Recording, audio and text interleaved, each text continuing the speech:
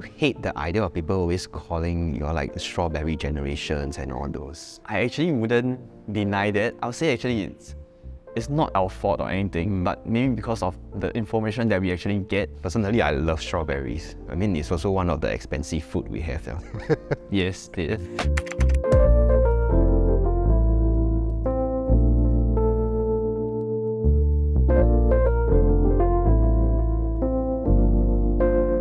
So why did you actually choose this career path?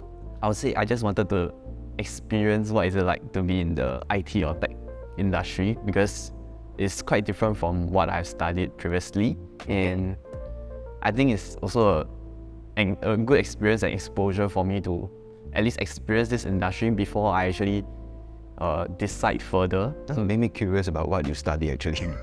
Actually, it's a very classic degree, mechanical engineering. I would say close to 95% unrelated to what I'm doing now. The tech industry is actually much bigger and broader and complex than what I've initially thought it to be. Right. And I think the biggest differentiator of the tech industry compared to like other industry is that it is like constantly changing and evolving. So like nothing actually stays constant. What do you think is the difference in the tech industry before you join it versus now? I think it's a very major difference.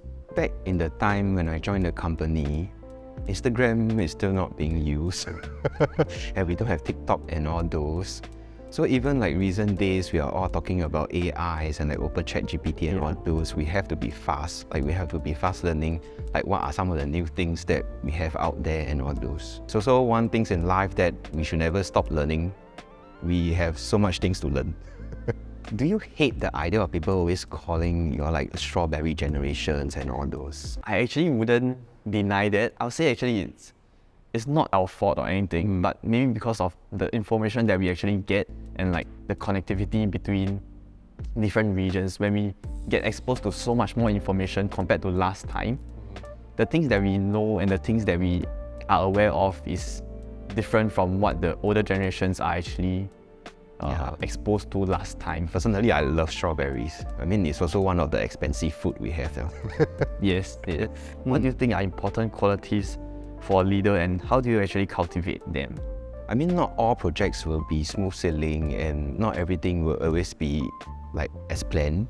So we have to stay positive, and also through the team members, we have to have an open heart to them. We have to be the listening ears. As a PM, we actually are like a multi-purpose. Sometimes we are like have to be a counselor, and sometimes we have to assign tasks, and sometimes we have to be like the godmother, like taking care of the children and all those. Which NCS values do you actually resonate the most, and why? The most is actually the A, adventurous, because I mentioned earlier, like I feel like if we don't try anything, or like we don't even take not even willing to take the step out to try to be adventurous, we will never grow. It's only when you have experience or talk to different people, understand the different industries, understand the different pain points, then you actually have a bigger oversight or overview of what you're actually experiencing and what you're actually doing.